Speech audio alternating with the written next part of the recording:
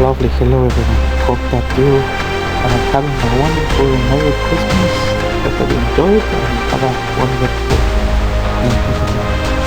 for this video pretty much I'm here to analyze both the Zuikaku and the CN-Type 004.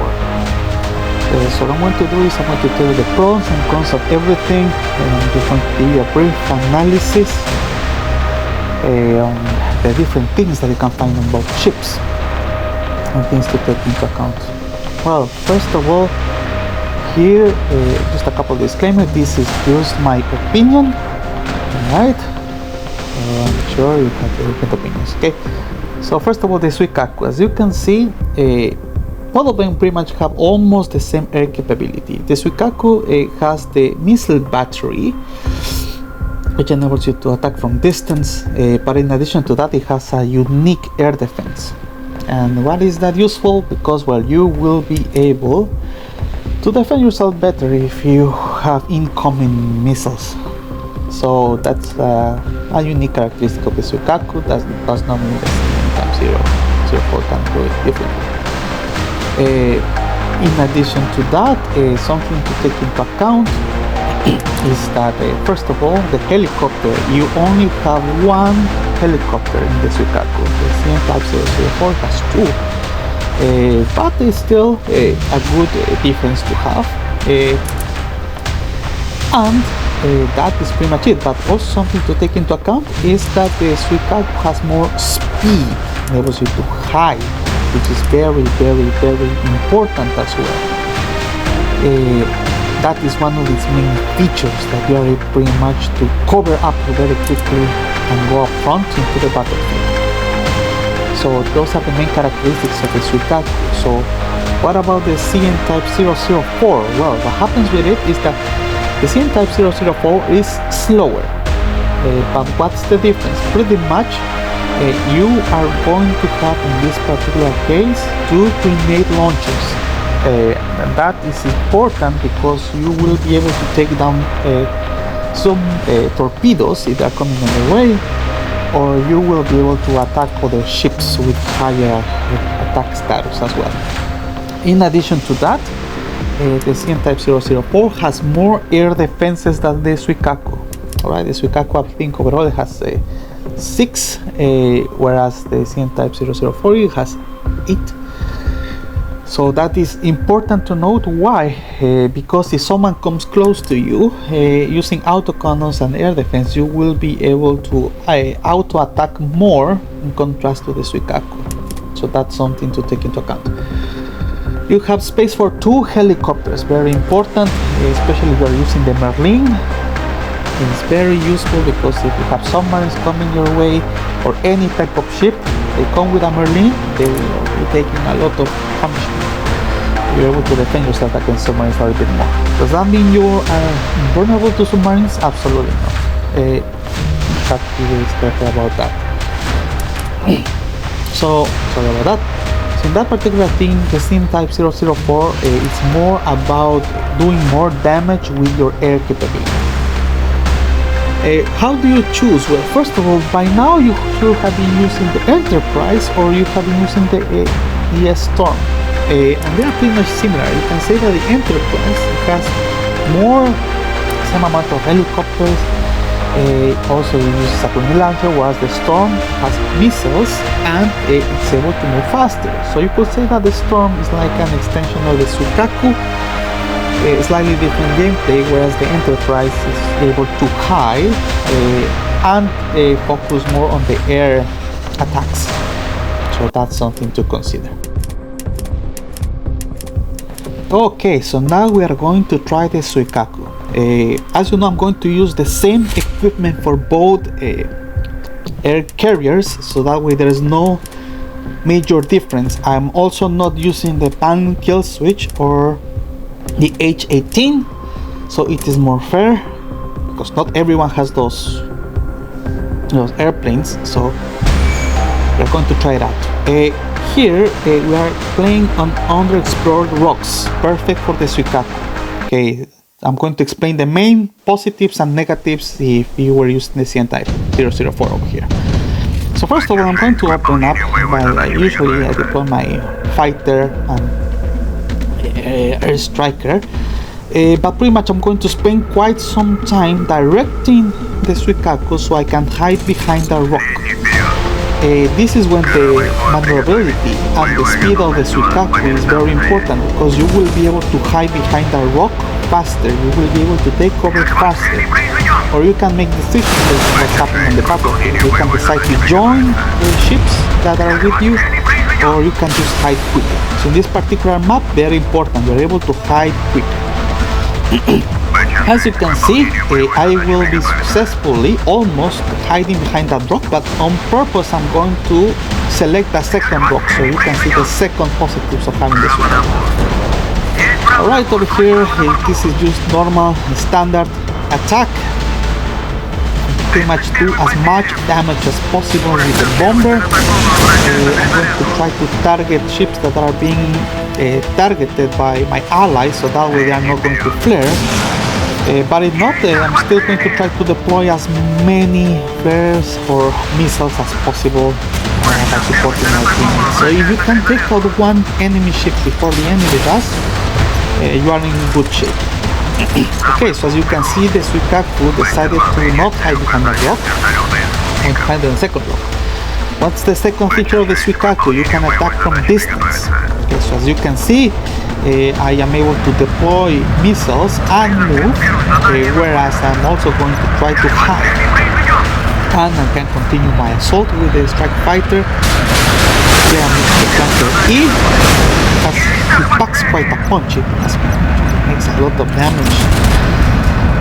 Maneuver it a little bit, again doing a little more damage. As you can see, we have lost one ship, so in order to win this game, we have to make sure, or I have to make sure, to take down an enemy ship as quickly as possible. The more numbers you have on your team, the more the likelihood that you are going to win pretty much. So, as you can see, my Zuikaku keeps sailing, is able to attack from distance. I can continue my attack if I see my Zuikaku being targeted by an enemy ship. If I see that the health starts to drop, that's when I decide to pretty much go back to the Zuikaku and pretty much continue defending. Here is an attempt of throwing the bomb. Can I make it happen? Throw the bomb. Yes, it landed. So now it's time to go. As you can see, the Zuikaku is being under attack. Here again, the feature of the Zuikaku, I can hide faster. I attracted some attention to my enemies instead of my teammates. I'm able to intercept the missiles from the incoming enemy. As you can see, I'm almost dead, but still, you can pack quite a punch. You have done your role, you attracted some attention from the enemies, you did some damage. Now you are able to just hide and continue your assault with the airstrikes. Pretty much as you can see, the game is almost over. We just have an enemy ship and is going to be down for the count. So, well, good play here. I mean, nothing spectacular, but here we go. And that's pretty much the initial advantage of the Zuikaku over here. You're able to attack from distance, hide quickly, and take it from there. Alright, so the main takeover there I want you to remember, you're able to hide and take the... Okay, round 2. We are now going to start with the CN Type 004. As you can see, again, the same equipment that I used with the Zuikaku trial. The only difference over here is that I can select another air defense instead of the unique one that the Zuikaku has, meaning I can have more defense against ships if they are coming my way, and that's important. Why? The CM Type 004 moves slowly, slower than the Zuikaku, so you won't be able to take as quick cover as you want, so you have to spend more time, more effort trying to hide. But once you have hidden, you are pretty much all good to go. This map is perfect because you don't need to hide, you are pretty much in a good position, you can hide very quickly. However, for this particular test, on purpose, I am going to put the CN Type 004 in front, out of cover, to show you how it can withstand attack from enemy ships if they come close. That's the thing, because you have more defenses, you have 2 helicopters, you are able to take down enemies one by one. I mean, if you have 2 of them attacking you at the same time, they're going to be done, but you still have fighting. Okay, so as you can see, I continue my assault. Usually a couple of salvos with my strike fighter, and now it's time for the bomber to throw, again do as much damage as possible to enemy ships. Sometimes you can, depends also on your playstyle, if you want to play from far away, closer, that depends on you. I'll give a tutorial about that as well. Tactics, do you want to go close and personal with your airplanes, or do you want to attack from distance? It all depends on your game style. Anyways, so as you can see, one ally is pretty much attacking that ship, and he is dying miserably, so I have to try to support him as much as possible. I still think he's going to die, yeah, he went by himself. He wanted to go bananas, but anyways, it happens. They tried to throw the bomb, but the bomber was taken out before them. Let's continue the assault with our strike fighter. As you can see, another engage over here, 74. So they're engaging, they're not going to flare because my allies are attacking that ship, so I can pretty much try to do as much damage as possible and now support. My CIWS is continuing to go forward. I see a couple of ships that are getting close to the CIWS. So this emulates a situation where, for example, your allies are not around, you are by yourself. So what will you do? Well, first of all, this is when I deploy my helicopters. Don't do it sooner or the enemy aircraft is going to take it down with a fighter. So I always recommend you to do that only when you have ships close to you. Here I continue to provide support, throwing a couple of bombs, hitting them very hard, sending my ship back automatically. As you can see, my CIWS is already starting to get some hits. I actually have the ship in front of me, and he is able, or CIWS is able to take down that ship by itself. In this particular case, I think he escapes with a small bit of life. That's all they can do. But anyways, here I have another ship. Best recommendation is to strike fighter, so you can support your CIWS while yes, the enemy ship is attacking you pretty much, so that way it's going to help. And as you can see, this is almost a wrap. You could say over here that in this particular game, because my CIWS was in front, which I don't recommend you to do, it attracted some attention from ships. It was able to do some damage. So that is the positive thing about the CIWS. You are able to do more air damage. Yes, well, pretty much you have the same capability as the Zuikaku, but if someone goes close, or gets close, sorry, you can use your helicopters to defend yourself. That's pretty much the end of the gameplay over here. I know it's not the end, but it's pretty much on. So here I'm taking a slightly different approach. Again, this is just a demonstration. I'm just going to do a lot of dogfighting over here, pretty much taking out all the airplanes from the enemy, so they cannot do anything